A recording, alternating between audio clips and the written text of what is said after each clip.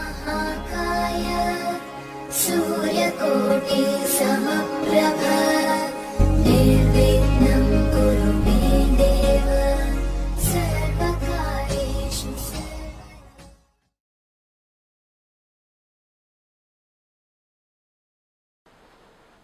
मेरे बहुत ही प्रिय और बेहद सम्मानित साथियों, हृदय की गहराइयों से अभिनंदन, बहुत बहुत हार्दिक स्वागत।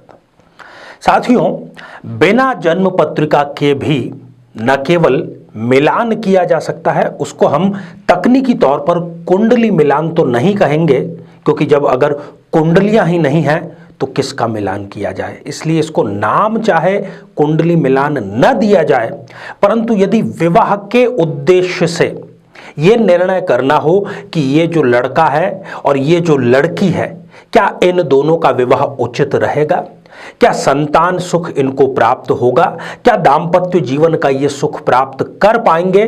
साथियों, इसमें कई प्रकार की समस्याएं आती हैं और बहुत बड़ी संख्या में ऐसे कमेंट्स भी हमें प्राप्त होते हैं कि आचार्य जी, हमारे माता पिता जो हैं वो ग्रामीण परिवेश में रहते थे, हम कब पैदा हुए इसकी हमें जानकारी नहीं है, न जन्म समय का पता है, न जन्म के दिनांक का पता है, केवल जन्म स्थान का हमें पता है।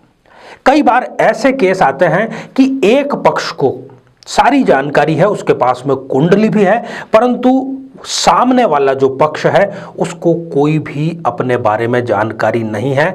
ऐसे समय में बहुत सावधानी आपको ये बरतनी है कि दोनों का कुंडली मिलान, एक का कुंडली और दूसरे का नाम, इस प्रकार से बिल्कुल भी ना करें।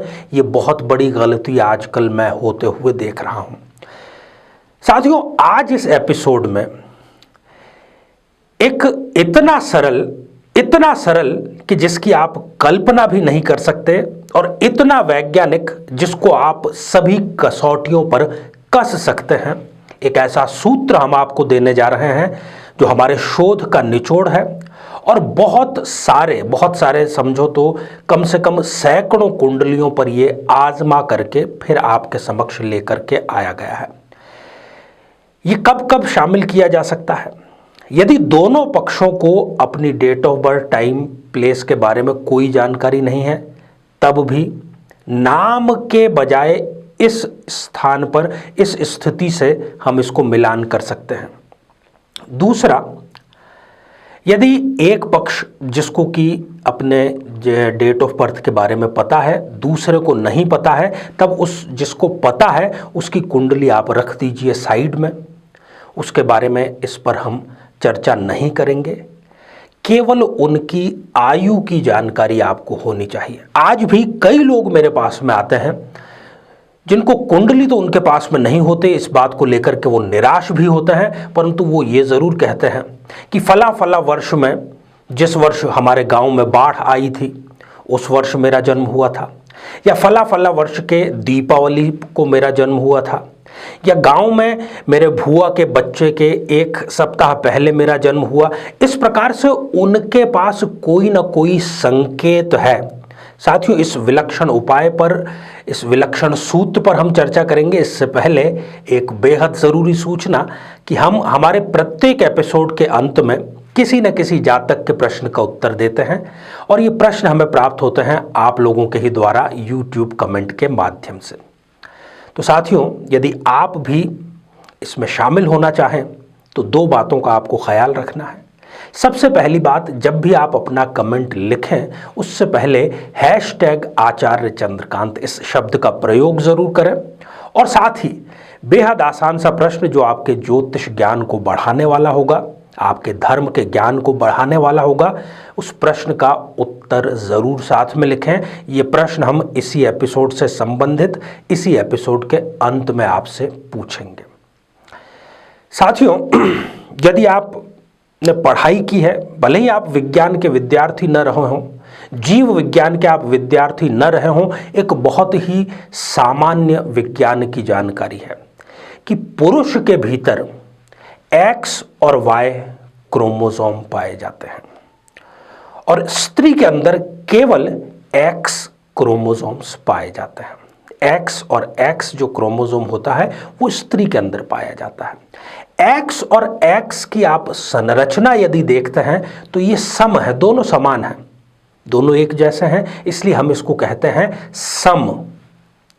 और वहीं पर आप लड़के की बात करें, पुरुष की बात करें, वर की बात करें तो उसमें एक्स और वाई अर्थात दो अलग अलग प्रकार के क्रोमोसोम हैं। इसीलिए पुरुष जो है वो ज्यादा उत्तरदायी है लड़की या लड़के का संतान के रूप में प्राप्त करने के लिए। इसमें महिला का कोई योगदान नहीं है क्योंकि उसमें गुणसूत्र ही केवल एक्स है। खैर, हम बात कर रहे हैं कि लड़के के अंदर गुणसूत्र है एक्स और वाई अर्थात विषम। स्त्री जो है वो सम है, पुरुष विषम है। ये क्या संकेत कर रहा है? विज्ञान में भले ही आपको इसका उत्तर न मिले, परंतु ज्योतिष में इस उपाय को आप करके एक बहुत अच्छा कुंडली मिलान का विकल्प ले सकते हैं। शास्त्र क्या कहते हैं उसके बारे में ये आप मंत्र के माध्यम से भी जान सकते हैं। जातात सप्तदशाब्दो विषमय, अर्थात जो जातक है, शास्त्र ये कहते हैं उसकी आयु जब विषम संख्या की हो जाए, हालांकि ये कह रहा है दशाब्दो, शताब्दो अर्थात कि जब 7 और 10 अर्थात 17 साल, क्योंकि पहले के ज़माने में बहुत शीघ्र विवाह हो जाया करते थे, परंतु हम इससे केवल एक ये बात सीख सकते हैं कि पुरुष की जो आयु है वो यदि विवाह करते समय विषम वर्षों में हो, जैसे कि 25 वर्ष, 27 वर्ष, 29 वर्ष, इस प्रकार से। और स्त्री की जो है उसके लिए भी कहा गया है कन्यायाम समवत्सरेषु विहितः पाणिग्रह पुत्रकृतः। कन्या जो है वो यदि सम संख्या में उसकी आयु है, जैसे कि 24 वर्ष, 26 वर्ष या 28 वर्ष, पाणि ग्रहण इस वर्ष उसका किया जाना चाहिए। पाणि ग्रह संस्कार अर्थात विवाह संस्कार। इसमें पुत्रकृत भी बताया गया है कि यदि ऐसा है तो इस जोड़े को पुत्र संतान शीघ्र ही प्राप्त होती है।